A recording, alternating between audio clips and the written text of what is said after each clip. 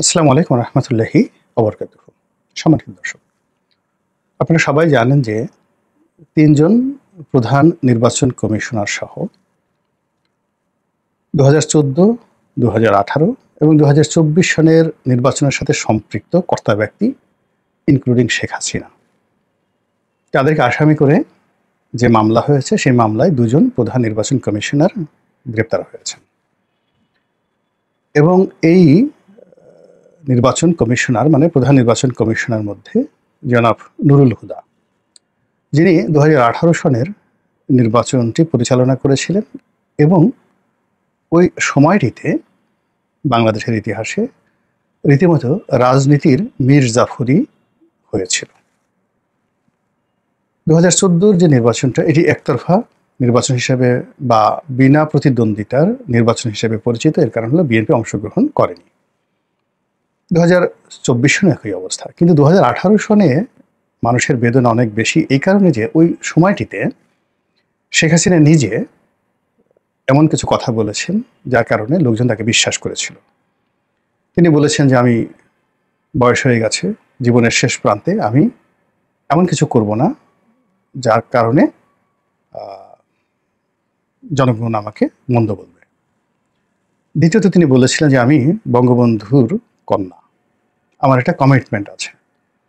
এবং তিনি তার যে সহজাত আন্তরিকতা, এই আন্তরিকতা দিয়ে বাংলাদেশের সকল রাজনৈতিক দল ডক্টর কামাল হোসেনের নেতৃত্বে যেভাবে সেই নির্বাচনে অংশগ্রহণ করেছিল, ওটা যদি মোটামুটি অর্ধেক 50%ও যাকে বলে সফল হতো, এমনকি যদি ওই নির্বাচনে বিএনপি 70 থেকে 80টা সিট বিএনপিকে দেওয়া হতো, মানে যদি নির্বাচন হতো বিএনপি তো আলটিমেটলি 150 বা 200 সিট তো অবশ্যই পেত। কিন্তু তারপরেও যদি ম্যানিপুলেশন করার পরেও যদি সেখানে 70 থেকে 80টি যাকে বলা হয় আসন দেওয়া হতো, এবং যেভাবে ডিক্লেয়ার করা হয়েছে, অর্থাৎ ভোট হয়েছে একভাবে, তারপরে ফলাফল শীট তৈরি হয়েছে একভাবে, আর ডিক্লেয়ার করা হয়েছে একভাবে। এটা 2018-তে এইভাবে হয়েছে, 2024 এইভাবে হয়েছে। 2-4টি সিটে ব্যতিক্রম ধর্মী 2-4টি সিটে সরকার করেনি বা পারেনি। এর বাইরে প্রায় 99% সিটেই যেটা হয়েছে, অর্থাৎ জনগণের মতো ভোট দিয়েছে, সেটা 5%, 10% ডাজ নট ম্যাটার।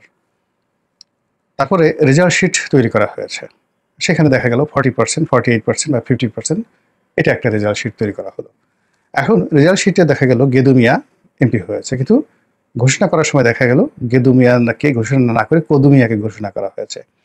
এরকম ঘটনা অহরহ বাংলাদেশে ঘটেছে। তো সেই ক্ষেত্রে 2018 সনে তারা যে অপকর্মগুলো করার, সেই অপকর্মগুলো তো তারা করে ফেলেছে, কিন্তু তারপরেও যদি মাত্র দুটো জায়গাতে তারা সততা দেখাতো, একটা হলো নির্বাচনের মাঠটি প্রতিদ্বন্দ্বিতামূলক, অর্থাৎ অপকর্ম তো তারা করবেই, কিন্তু মাঠে যেটা প্রদর্শিত হতো সেটা হলো সমস্ত রাজনৈতিক দল অংশগ্রহণ করেছে, তারপর সবাই ভোট কেন্দ্রে গিয়েছে, নিরাপদে নির্বিবাদে ভোট দিয়েছে, এবং রাত্রি পর্যন্ত ভোট গণনা সুষ্ঠুভাবে হয়েছে।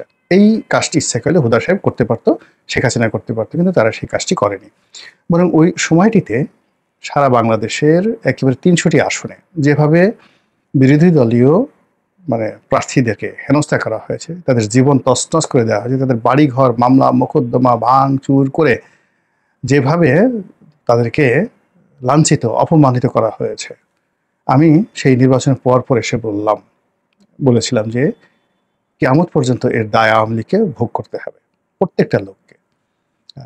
যে হাহাকার, মানুষ যেভাবে কেঁদেছে, অসহায় মানুষগুলো। আমার বাসায় ধরুন একজন মুরব্বী দেখা করতে আসছেন, তো বের হয়ে গেল ছাত্রলীগের পোলাপান, বাসার সামনে সে মুরব্বীকে থামিয়ে তার মোবাইলটা নিয়ে গেল, তারপর শেষে তার মানিব্যাগটা নিয়ে গেল এবং গালের উপরে আচ্ছা মতো চর থাপ্পড় দিয়ে তাকে সেখান থেকে তাড়িয়ে দেওয়া হলো। এবং সেই মুরব্বী তার ছেলেকে নিয়ে এসেছিল, নাতিকে নিয়ে আসছিল, সবার সামনে এই ঘটনা ঘটলো। এরকম একটা ঘটনা নয়, আমার নির্বাচন এলাকাতে এরকম শত শত ঘটনা প্রতিদিন ঘটেছে। যেমন দেখা গেল যে 10 মিনা থেকে 20-25 জন লোক আসছে, তো গলাচিপা এবং 10 মিনা এটার একেবারে সীমান্তে আমার বাড়ি, উলানিয়া বন্দরের বাড়ি। তো সেই বিরাট একটা নদী আছে, বুড়িগঙ্গার মতো একটা বড় নদী আছে, সেই নদীর উপরে একটা ব্রিজ আছে। তো ব্রিজের এপারে গলাচিপা, আর ওপারে হলো 10 মিনা। তো 10 মিনা থেকে এরকম ধরেন প্রতিদিনই 20 জন 30 জন করে লোকজন দলে দলে আসতেন দেখা করার জন্য। আর ওখানে একজন সাব ইন্সপেক্টরের নেতৃত্বে 10 মিনা থানার 10-12 জন পুলিশ দাঁড়িয়ে থাকতেন। আর যে সমস্ত মানুষ এই আমার সাথে দেখা করে ওই ব্রিজ পাড়ি দিয়ে 10 মিনাতে ঢুকতেন, অমনি ওখানে দাঁড়িয়ে থাকা ছাত্রলীগ, যুবলীগের ক্যাডাররা, আওয়ামী লীগের দলীয় লোকজন যারা আছে, তারা নির্বিচারে প্রত্যেকটা লোকের মারতো, মোবাইল টাকা পয়সা সব ছিনিয়ে নিত, আর পুলিশ দাঁড়িয়ে দাঁড়িয়ে তামসা দেখতো আর প্রোটেকশন দিত। অর্থাৎ দেখা গেল যে কখনো যদি আক্রমণকারীদের চাইতে যাদের উপর আক্রমণ করা হয়েছে তাদের সংখ্যা বেশি, সেক্ষেত্রে পুলিশ দাঁড়িয়ে থেকে এই অপকর্মটা করাতো। ফলে এর বিচার চেয়েছে আমার এলাকার লক্ষ লক্ষ মানুষ, গড়াগড়ি করে মসজিদে কান্নাকাটি করে আল্লাহর কাছে প্রার্থনা করেছে। আমার যে এলাকাতে একটা মসজিদ আছে উলানিয়া বাজারে, খুব নাম করে একটা মসজিদ, সেখানে একজন মানে ইমাম ছিলেন, মুয়াজ্জিম ছিলেন, মুয়াজ্জিন বলা হতো, শামসুল হক নাম। সবাই সেখানে তাকে কৈট্টা হুজুর বা খাটো হুজুর বলতেন, ছোটখাটো। পৃথিবীতে এরকম জিন্দা অলি, এটা গলাচিপার লোকজন জানেন, আপনারা করতে পারবেন না। মানে যদি মানে অলি আল্লাহ থাকেন একজন মানুষ, ওইরকম একজন অলি আল্লাহ ছিলেন। একটা গ্রাম্য মসজিদের আজান দেন, সারা জীবন শুধু মসজিদের সেবা করে গেছেন। ওনার অপরাধ ছিল মানে আমাকে ভালোবাসতেন। এর কারণ হলো আমি তাকে হজে পাঠিয়েছিলাম, ওই কৃতজ্ঞতায় তিনি আমাকে ভালোবাসতেন। তো তিনি খুব ভয় পেতেন, বাসার ভিতরে ঢুকতে পারতেন না। তিনি ওই রাস্তায় দাঁড়িয়ে দাঁড়িয়ে আমার বাড়ির দিকে তাকিয়ে থাকতেন আর কাঁদতেন, অঝরে কাঁদতেন। তো যেদিন আমার উপর আক্রমণ হলো সেদিন মসজিদে গড়াগড়ি করে সেই ভদ্রলোক কেঁদেছেন, এবং ওই ঘটনার পর তিনি অসুস্থ হয়ে গেছেন এবং তিনি মারা গেছেন। এখন এই যে শামসুল হক সাহেব, এরকম অসংখ্য ঘটনা যেগুলো বললে আবেগপ্রবণ হয়ে যায়। এ দায় আওয়ামী লীগকে মেটাতে হচ্ছে, এ দায় এই সিইসিকে, নুরুল হুদাকে মেটাতে হচ্ছে। যাই হোক, যখন এই যে পট পরিবর্তন হলো, আমার কাছে মনে হলো যে সরকার কিন্তু প্রথমে এই 3 জন নির্বাচন কমিশনের বিরুদ্ধে বা ইলেকশন কমিশনের বিরুদ্ধে মামলা করতে চায়নি, কিন্তু আমার কাছে মনে হয়েছে যে এই মামলা হবে, বিভিন্ন কারণে হবে। প্রথমত, এটা একটা প্রকৃতির বিচার, এই মামলা হবে। আর দ্বিতীয়ত, সরকারের জনপ্রিয়তায় ধস নামবে, আর যখনই জনপ্রিয়তায় ধস নামবে তখন এই মামলা করে জনগণের সমর্থন পাওয়ার চেষ্টা করবে। এবং ঠিক সেম ঘটনাটা ঘটলো এই 3 জন সিইসিকে আসামি করে মামলা, এবং সেই মামলায় নুরুল হুদা সাহেব গ্রেপ্তার হলেন, এবং তার প্রতি যে আচরণ করা হলো, অর্থাৎ তাকে যেভাবে গালে জুতা মারা হলো, তার গলায় যেভাবে জুতার মালা পরানো হলো, এটাও মানে যাকে বলা হয় কিয়ামতের ময়দানে এই লোকটি যে লাঞ্ছিত অপমানিত হবেন তার একটা নমুনা আল্লাহ এখানে ঘটিয়ে দিলেন। এবং তিনি যে মুনাফিকি করেছেন, ওই সময়টাতে তিনি যে দাম্ভিকতা দেখিয়েছেন, মুনাফিকি করেছেন, তিনি যে লোভ দেখিয়েছেন, নিজে মানে অর্থের প্রতি, পদবীর প্রতি, দলের প্রতি, আওয়ামী লীগের প্রতি যে যাকে বলা হয় পক্ষপাতিত্ব করেছেন, তার সঙ্গে সঙ্গে আবার তার ভাগ্নেকে আওয়ামী লীগের মনোনয়ন দিয়ে যেভাবে তিনি এমপি করেছেন, এখন তার এই সারা জীবনের যে অর্জন, গত 15 বছরে তিনি যা অর্জন করেছেন, বা তার একটা জন্ম থেকে এই পর্যন্ত যা অর্জন করেছেন, দেখেন তো 1 মিনিট যে সময় তার গালের উপর জুতা মারা হলো, এর সঙ্গে অন্য কোনো কিছুর তুলনা হয়? আল্লাহ কখনই সম্মানিত মানুষকে অসম্মানিত করেন না, কখনো করেন না, এবং করতে দেন না।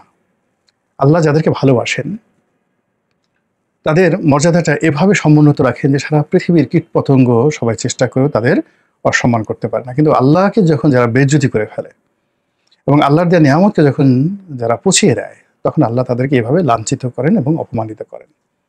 তো ফলে কি হলো, ওই যে আমার একটা প্রেডিকশন ছিল যে এরকম মামলা হবে এবং এরা গ্রেপ্তার হবেন, এবং সেই ঘটনা ঘটেছে। আবার এখন আমার যেটা মনে হচ্ছে যে সামনে যে সময় আসছে, সেই সময়টিতে সরকারের সাথে অনেক রাজনৈতিক দলের বিরোধ হবে, বিপত্তি হবে, এবং সরকারের জনপ্রিয়তা এখন যা আছে আরও কমতে থাকবে। তো সেই ক্ষেত্রে সরকারের কিছু কর্মকাণ্ড লাগবে, যে কর্মকাণ্ডে সকল জনগণ যাকে বলা হয় সমর্থন যোগাবে।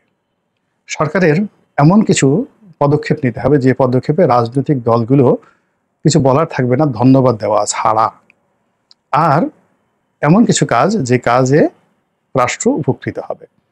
তো সেই দিক থেকে যদি সরকার 2014 সালের নির্বাচন, 2018 নির্বাচন এবং 24-এর নির্বাচন বাতিল করে দেয়। এটা ওয়ান্টুর বিষয়, বাতিল করে দেয়। সারা বাংলাদেশে হই হই রই রই পড়ে যাবে। 2 নম্বর হলো যে যারা ওই সময়তে সংসদ সদস্য হয়েছেন, তারা যারা প্লট পেয়েছেন, গাড়ি পেয়েছেন, এই প্লট এবং গাড়ি, প্লট তো সরকার ইচ্ছা করে যে কোনো সময় বরাদ্দ বাতিল করে দিয়ে আর বাজেয়াপ্ত করে নিতে পারবে, এবং তাদের যে গাড়িগুলো, সেই গাড়িগুলো তারা জব্দ করতে পারবে। এবং একই সঙ্গে তারা যে কাজটি করতে পারবে সেটা হলো এই 3টি সংসদে যারা মহিলা সংসদ সদস্য সহ মানে এমপি ছিলেন, এই এমপিরা যে বেতন নিয়েছেন, ভাতা নিয়েছেন, বোনাস নিয়েছেন, সব কিছু নির্দেশ দেওয়া হবে যে রাষ্ট্রীয় কোষাগারে এতদিনের মধ্যে জমা দেন। যদি জমা দেওয়া না হয় তাহলে এই অর্থ জরিমানা সহ তাদের সহায় সম্পত্তি থেকে ক্রয় করা হবে। বিশ্বাস করেন, মানে সারা বাংলাদেশে আনন্দ মিছিল শুরু হয়ে যাবে। এবং আমার ভয় হচ্ছে যে আগামীতে জনপ্রিয়তার জন্য, জনসমর্থনের জন্য সরকার এই কাজটি করবে বা করতে পারে না, সরকার এই কাজটি করবে, এইরকম দিকেই পরিস্থিতি চলে গেছে। যেহেতু তারা মানে যেখানে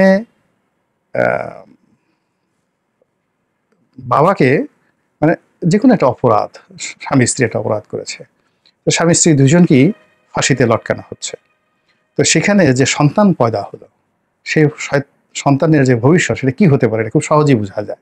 সে তো স্বীকৃতি পেতে পারে না। তো যেখানে তাদেরকে রাষ্ট্রদ্রোহিত্ব বলা হচ্ছে, তারা যে নির্বাচন করছে সেই নির্বাচনটাকে অবৈধ বলা হচ্ছে, কাজেই অবৈধ নির্বাচনের মাধ্যমে যারা পদ পদবি পেয়েছেন, রাষ্ট্রীয় সুযোগ সুবিধা পেয়েছেন, তাদের সেই সুযোগ সুবিধা সেটা পরিমাণে অল্প হোক আর বেশি হোক, সেগুলো রাষ্ট্র যদি ফেরত নেওয়ার চেষ্টা করে, বাংলাদেশের ইতিহাস সেটা একটা মাইল ফলক হয়ে যাবে, মাইল ফলক হয়ে যাবে। এবং একই সঙ্গে সাধারণ যারা আম জনতা, তাদের মধ্যে উল্লাস মানে ধ্বনি শুরু হয়ে যাবে, এবং চারিদিকে শুধু ডক্টর মোহাম্মদ ইউনূসের জয় জয়কার শুরু হয়ে যাবে। এবং এত জয় জয়কার শুরু হয়ে যাবে যে এখন যারা তার বিরোধিতা করছেন, যে কোনো রাজনৈতিক দল ইচ্ছে করে ডক্টর মোহাম্মদ ইউনূসের বিরুদ্ধে একটা টু শব্দ করতে পারবে না। এবং সেই ঘটনার পর তিনি যদি কঠোর হন, মানে যেহেতু একটা জনপ্রিয় বিষয়, সেই বিষয় নিয়ে পুলিশকে লেফট রাইট করান, আর্মিকে লেফট রাইট করান যে ধরো এই এমপিদেরকে, ধরো এমপিদের সম্পদ আনো, যা কিছু আনো, এবং তারা যেহেতু জনগণের সমর্থন আছে, তারা সেই কাজ করতে বাধ্য হবে। এবং সেই কাজ করতে করতে তাদের মধ্যে কমান্ড ফলো করার যে একটা যাকে বলা হয় প্রবৃত্তি চলে আসবে, সেই প্রবৃত্তিকে কাজে লাগিয়ে ডক্টর মোহাম্মদ ইউনূস যদি বলে ক্যাচ দ্য ব্যাটম্যান, ওই খারাপ মানুষটিকে ধরে ফেলো, সঙ্গে সঙ্গে দেখবেন যে পুরো অ্যাডমিনিস্ট্রেশন তার অনুগত হয়ে গেছে। আল্লাহ ভালো জানেন ভবিষ্যৎ সম্পর্কে। পরিবেশ এবং পরিস্থিতি দেখে মনে যা আসে, মাথায় যা আসে আপনাদের কাছে অকপটে বলে ফেলি। যাদের ভালো লাগে দোয়া করবেন, যাদের মন্দ লাগে বা মনে হয় যে কথাগুলো বলা ঠিক নয়, তারা আমার জন্য দোয়া করবেন যেন আমি আপনাদের বিরক্তির কারণ না হই। আসসালামু আলাইকুম রহমতুল্লাহি ওয়া বারাকাতুহু।